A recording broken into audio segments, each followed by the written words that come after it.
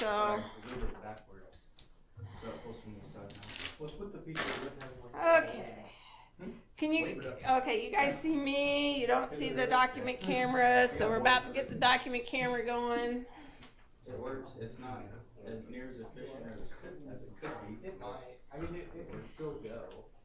Okay. Alright, so just kind of putting everything together. I did post, so this is where we're at, guys. Today is Wednesday. We have, after today, we will have essentially finished this chapter because we're going to cover angular momentum today. We're going to do a couple of problems today. We're going to look at the ice skater problem. We're going to look at my David and Goliath problem. And then that really gets us, because of how I've done things back and forth, these last two chapters in rotational motion will have been pretty well covered. That leaves us the chapter on static equilibrium. And then we have a chapter on fluids and fluid dynamics. And that's as far as I'm going to get. Okay, that's as far as I'm going to get this semester. In order to make sure that you guys get enough tests and get ready for the final, I'm going to end up giving the test next Wednesday. So I will leave the test over there, hopefully on Friday, so that you have it already in your box for the folks over in Enid. So next Wednesday is going to be a test, and it's going to be over momentum and rotational motion. And I have now posted all the homework that we're going to have to the end of the semester. Okay? We've got that posted. What I haven't posted, and I should get posted by Friday, is a quiz on rotational motion, because you've got a quiz that's due Saturday on momentum, and I want to make sure you have a quiz on rotational motion before we take the test on Wednesday. So the test will be open book, open notes, but that will be Wednesday of next week, and that way you don't have a test during dead week, because that's what dead week's supposed to be. And then after that, we'll cover fluids, and then we're looking at our test the week of finals week. So we really are coming down to the wire at this point. Is our final on Monday? I think it's on Wednesday, but let's look, since the question was asked. It's on Wednesday? 2:30. Wednesday at 2:30? Yeah, because we're odd hour. And odd hours are usually on the second day. Even hours are on the first day. But I hadn't looked at it yet. So Monday your even hour classes, like your 10:30 calc class, would be, thank you. Yeah, so the final schedule is out there on the NOC website. I just haven't really looked at it yet. So, all right. So let's kind of talk through a couple of things, because so far what we've done is we were working on moments of inertia on Monday. We've done torque. You know, torque is going to be related to I alpha. We've done moments of inertia. We derived kinetic energy, which was going to be 1/2 I omega squared for kinetic energy. And then we haven't done the last little bit, and I'm going to go ahead and make a definition for you. So, and don't ask me why, because I really don't know why we use the letter L. But the letter L is, this is going to be angular momentum. That's I omega, is angular momentum. Now, I reviewed our chapter that we're in, and the author decided to start with the classic problem here that we had, and I think we've already done it. We've actually done it earlier when we did it in the momentum, that if I had a loop and I'm starting up here with my little matchbox car or my little block ice skater car off the loop to loop, this had a radius R and this is a height H. We actually looked at what did H have to be in order to make it over the loop. And the key part of this is that v squared over r has to equal g in order to get there. And then we have to balance our energies. And so we would do that mgh is going to equal our mg2r, because I have to be the potential energy at the top, plus our 1/2 mv squared, but v squared is going to equal gr. So I think we already did that problem, but our book starts with that problem and that conservation of energy at that point. But what I wanted to kind of start looking at is getting us to this and utilizing this part. And I also wanted to cover one other piece that we have to look at. So let's do that first. So what I've got is we're going to use a baton, or this could be considered an Argentinian bolo. Okay, anybody has ever seen an Argentinian bolo? They're kind of a neat piece. The Argentine cowboys will use it over a lasso, so it works pretty well. You get 3 equal sides with masses, and the masses are pretty equal. And it usually hangs off, and you're gonna spin it around this part, and you're gonna throw it off like a slingshot. So, but for right now, what we want to do is we want to calculate the moment of inertia for this object. I'm going to use that this is radius r, those are all the same. And if I do my moment of inertia, it's going to be the sum of the individual ones. And in this case, because of what we're doing, we're going to assume that the string that's holding them together is essentially nothing in terms of its weight. So my moment of inertia is going to be mass 1 r1 squared plus mass 2 r2 squared plus mass 3 r3 squared, but r1 is equal to r2, which is equal to r3, and m1 is equal to m2, which is equal to m3, and so this ultimately ends up being 3mr squared. So to calculate that, and this would be a rotation around the center. But let's say that that's not an Argentinian bolo, okay? Let's say that that's not an Argentinian bolo. Let's say that we actually have a fixed rod in between each one, but the mass of this rod is negligible in comparison to the masses that we have at the end, just like our baton problem that we did on Monday. And so I've got that part. So it doesn't matter. This is still going to be the same moment of inertia. But now let's say instead of rotating it about this point, let's say I'm going to rotate it about that point.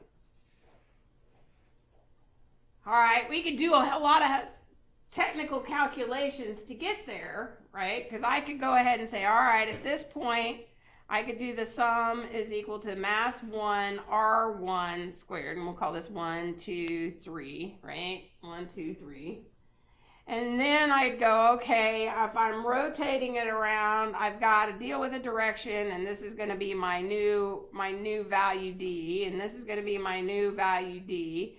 But I've got to worry about the fact that I've got, if at d, I'm going to have a direction here, and I'm going to have a direction in the y direction, and I got to account for all that stuff. So it's not necessarily an easy problem, but we can use something to simplify it, and it's called the parallel axis theorem. And what it says, okay, what it says is that my new moment of inertia is going to be the moment of inertia at the center of mass plus mh squared. So if I shifted this down by r, which is what I did, H is going to equal R. Because this is my center of mass for this particular object. So all I have to do is shift it by R. So this is going to be the I center of mass plus mr squared. And this m, capital M in this case, is going to be 3 little m's. Because that's the total mass of my system. So now I've got my 3mr squared plus my 3mr squared, and this ends up being 6mr squared.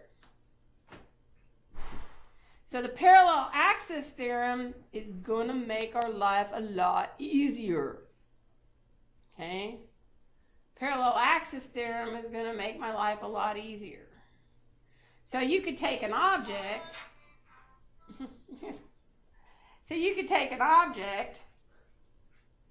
And that object could be a rod. And I can use my handy dandy table to figure out my rod, and I've got the moment of inertia at the center of mass. If I'm spinning my rod around that axis, I can use that parallel axis theorem to say, okay, I'm going to move my axis now, and I'm going to come over here at the end of my rod. And that's going to be, let's give it our distance h. Well, my new one is just going to be the I center of mass plus my mass, r squared, where this is h squared. And I can derive, by knowing this one, I can derive my new center of mass. So the parallel axis theorem really, really will help you out. It's going to help you out a great deal. So that's really nice. So for grins and giggles, just because it's a good one to take an example, let's look at the kinetic energy of this system and the kinetic energy of this system. They've got the same mass, they've got the same configuration, but I'm going to be spinning them around a different axis point. So if I do the first one, the kinetic energy is equal to 1/2 my I center of mass, omega squared, and we figured that that was this right here. So this becomes 1/2 3mr squared omega squared. So I end up with 3/2 mr squared omega squared for the system as it rotates around the center axis point. Well, if I look at this one, well, here's my new moment of inertia. And the kinetic energy of that system is going to be 6mr squared omega squared. So I end up with 3mr squared omega squared for my system, for my kinetic energy. Big difference. Big, big difference. So think about that for a second. I have a boomerang.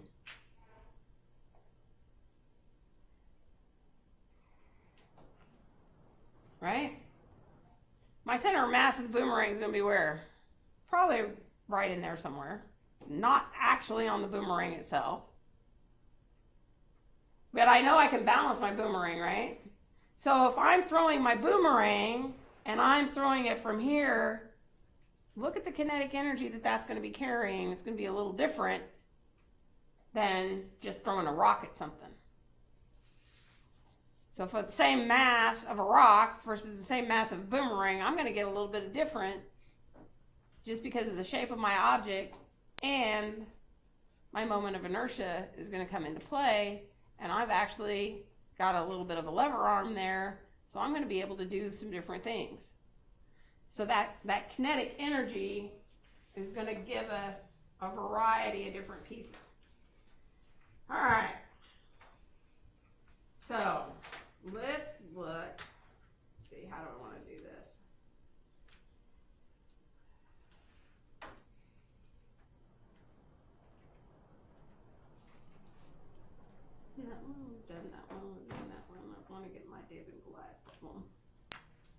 apologies, I have put it together funky.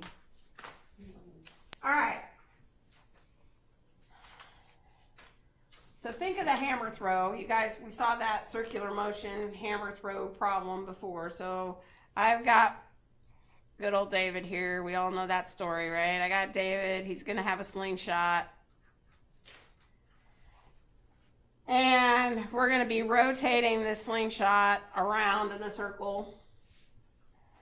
We're going to do this at 10 revolutions per second. Our rock is going to have a mass of 0.25 kilograms. And our radius here is going to be 0.5 meters. So we're not talking a very big circle. 10 revolutions per second, it's not all that much. And it's a little heavyish rock, 250 grams. Think about that for a second. If all of you have dealt with your carts, right? Well, and the cart in the lab is 500 grams. So it's about half the weight of the cart. So it's a good size ball bearing, right? It's a good size ball bearing. So what we want to do is find the angular velocity, the moment of inertia, and the kinetic energy. So my angular velocity, we've kind of been given it, but it's just not in the units that we like. It's 10 revolutions per second.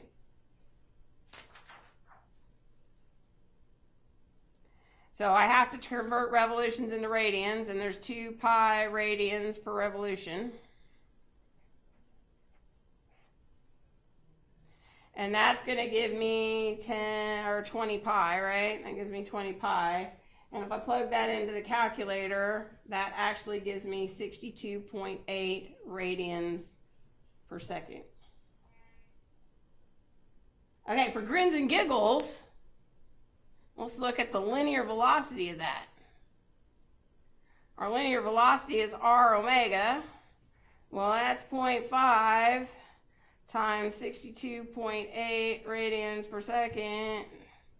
That's going to give me meters per second. And when I do that, that's what? 62 divided by 2. 62 divided by 62.8 divided by 2. Gives you 31.4 radians per meters per second. Okay, think about that for a second. Very beginning of the semester, I said what was 27 meters per second, because it was a rule of thumb, right? That's about 60 miles per hour. 10 revolutions around, and if the string breaks, right, we know what happens if the string breaks. So if I'm going around a circle and the string breaks, that rock is going to go off in a straight line. And it's going to go off in a straight line at 31.4 meters per second. So for grins and giggles, right, let's look at the momentum. That's going to be 0.25 kilograms times 31.4 meters per second. Gives me kilograms meters per second. Okay, kilograms meters per second.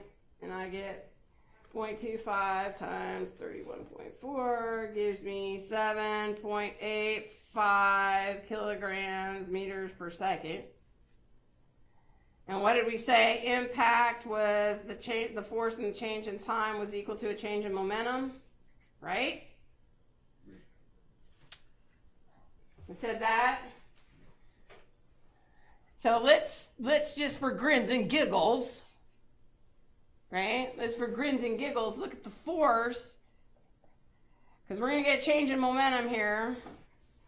And we're gonna be conservative, and we're gonna say that when that rock hits something,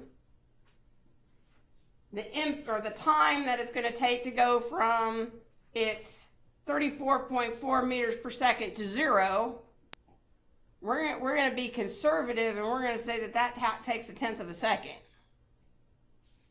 And we all know that that's real conservative, because that's really not gonna be 1/10 of a second, right? So my change in momentum is going to be from this to 0 real quick.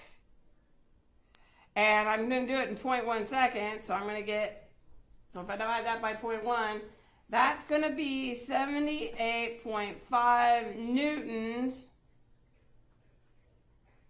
of force.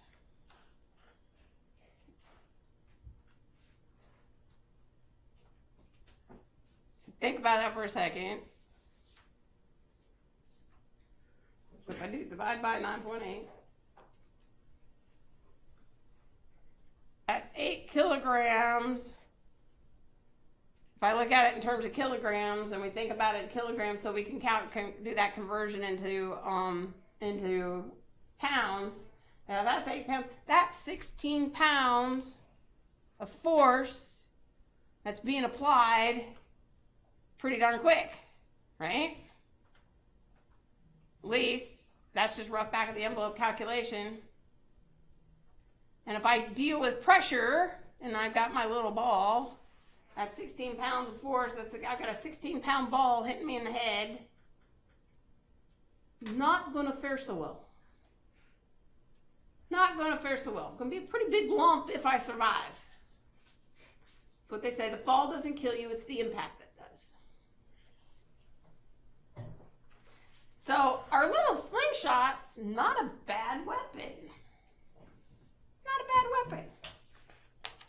Okay, so what? So we did an aside there, but I got my angular velocity, right? I got my angular velocity. So now let's calculate our moment of inertia. Our moment of inertia is going to be mr squared. Well, now that's 0.25 kilograms, and our r was 0.5, and we're going to square it. And if I do that, I end up with 0.0625 kilograms meters squared. And if I want to look at the kinetic energy of this thing, I now can take the kinetic energy, which is 1/2 I omega squared, which is going to be 1/2 my 0.0625 kilograms meters squared. And then I get my 62.8 radians per second squared. And I plug that into the calculator. I end up with 123 kilograms meters squared second squared, but we know what that is. That's 123 joules.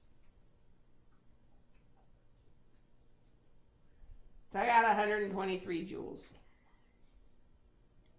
So we know what the kinetic energy is.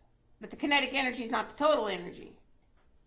Total energy also comes into account on how high I'm up. So if I'm looking at, and we're going to say that David's pretty short, right? David's pretty short. He's probably about 1.5 meters tall. So if he's 1.5 meters tall, I get mgh, and I get my 0.25 times 9.8 times 1.5.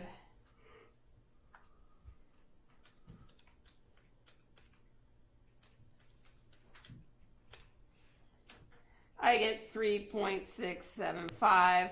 I'm not adding a whole lot of energy into my problem due to the height that is up there, because that's only 3.6 joules.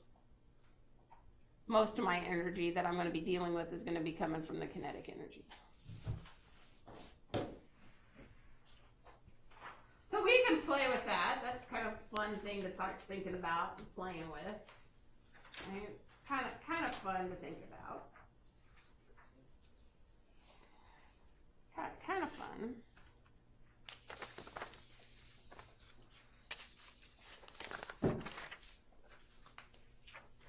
So, over the course of the semester, we've done the following.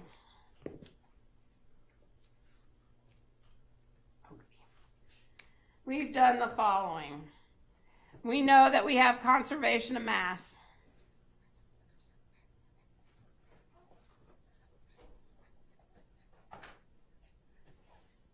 We have conservation of energy.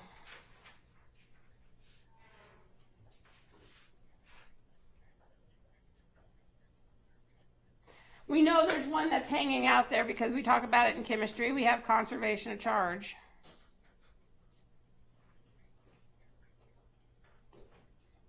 So that one's hanging out there. We've already talked about this because we've been spending a lot of time on it. We have conservation of linear momentum.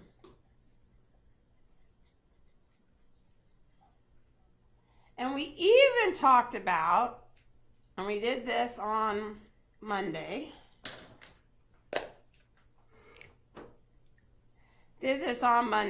we have our ice skater, and our ice skater's in this configuration.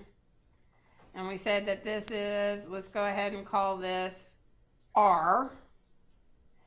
And we said if we look at this, that this has a different moment of inertia than our ice skater who might be in this configuration. And we're going to say that this one, we're just going to be conservative and say that that's half an R. So the moment of inertia here is going to be mr squared. The moment of inertia over here is mr squared. And I think if I did this, I did it wrong. I left it as a 2 and I should have squared the 2. So I end up with these moments of inertia are vastly different. Vastly different. So if I have this person spinning at this one at a rate of omega, because we've played with it, we've done it over and over and over again. If I'm spinning in a chair and I have my arms out, I have a different radius than if I'm spinning in the chair with my arms close together. And we know that in this case, this side is going to be going slower than this one. Question is how much slower? So let's look at that, because I actually have one more conservation. It's conservation of linear momentum and conservation of angular momentum. I get conservation of both. I get conservation of both. So if I do this,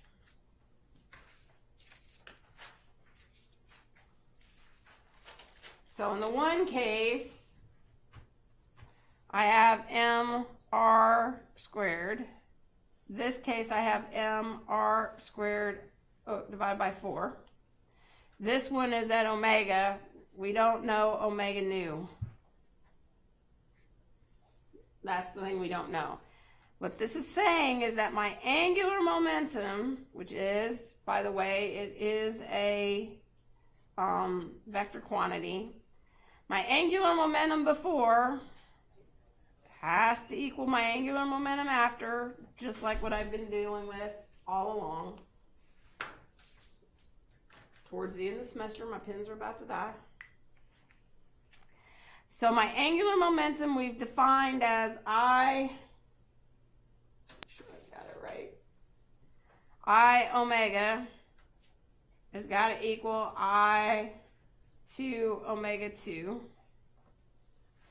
So I'm going to have mr squared omega is equal to mr squared divided by 4 omega 2. This ends up being 4 omega is equal to, that's not squared, that's in the subscript, is omega 2. Omega 2 is going to be 4 times the original angular velocity. 4 times the original angular velocity. And we've played with this. Most of us have. Most of us have, right? So let's think about how we've played with this. That lovely playground thing that we all know and love.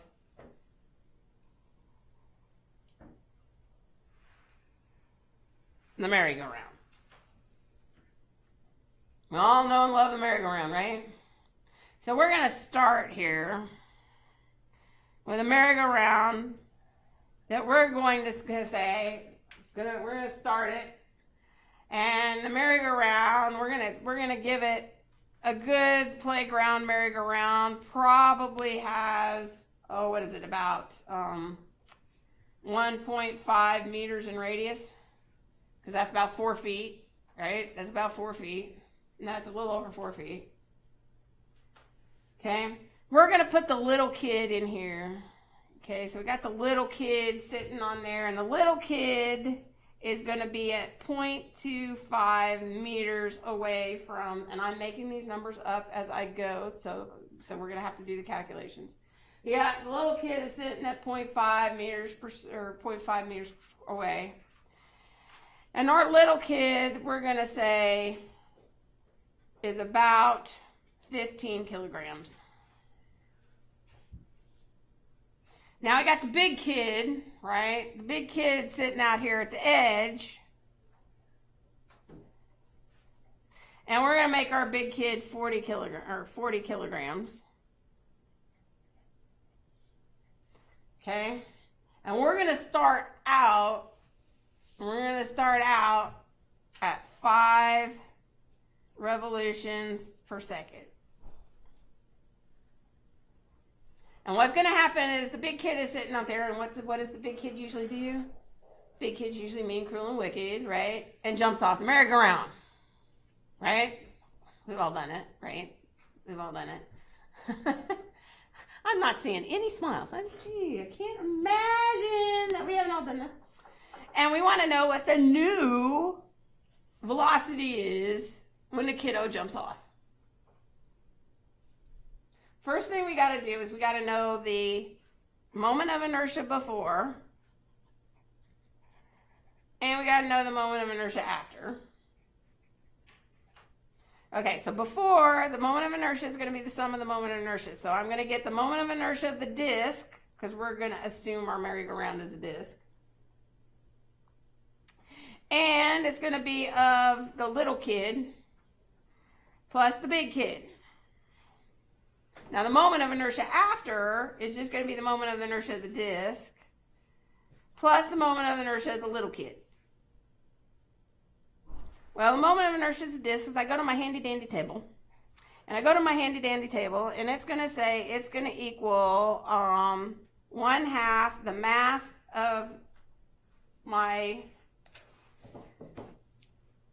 merry-go-round times the radius of my merry-go-round squared. My little kid is going to be the mass of the little kid times its position of the little kid, and my mass of the big kid times the radius of the position of the big kid squared. So we got to come up with a mass of our disk here. So I'm going to have to give us a mass of our disk. So let's think, we got a big piece of steel, right? It's a big piece of steel, and so we're going to go with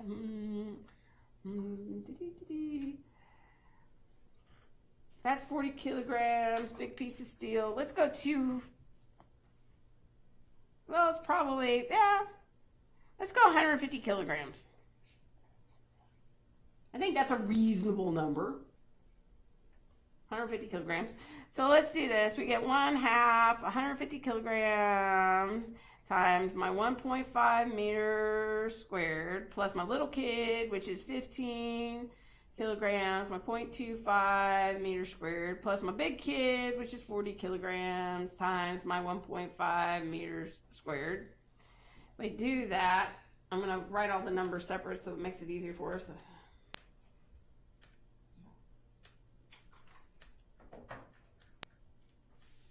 So this is going to be 168.75.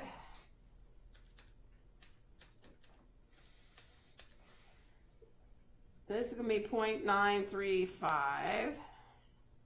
Let me double check that. No, that's right. And this is 90. So if I add all three of those together,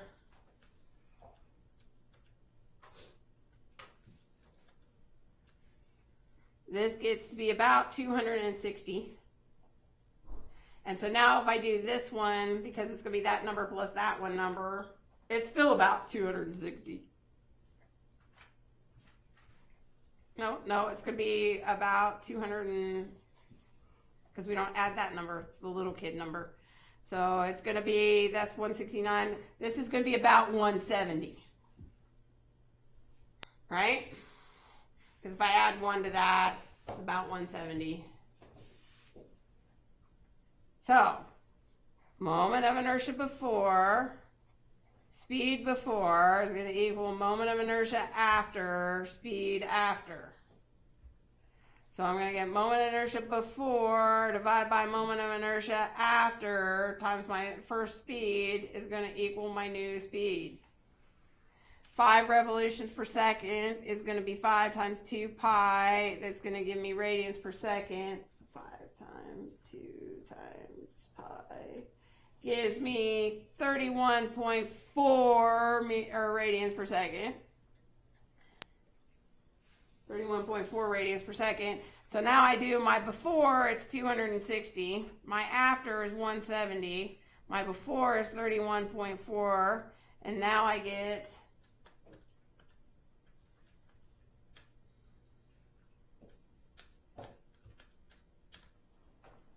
48 radians per second. And the net effect is what? The little kid screams. Because all of a sudden they're going much faster than they want to go, right? Isn't that usually the case? And if you're really good, there's not enough friction, and what happens to the little kid? It slides off the merry-go-round. He was drinking. We got it good. Playground physics at its best. That's where we all learned it. Exactly. Exactly. And you guys thought physics was hard. Right? We've been doing it all our lives. Right? Yeah. And get the little kid to scream. You know. Totally fun. Totally fun. And I think that's about all the fun we can do today. Because I can't really start another problem. So what we'll start on Friday is some equilibrium type problems. We've essentially got this chapter in the books.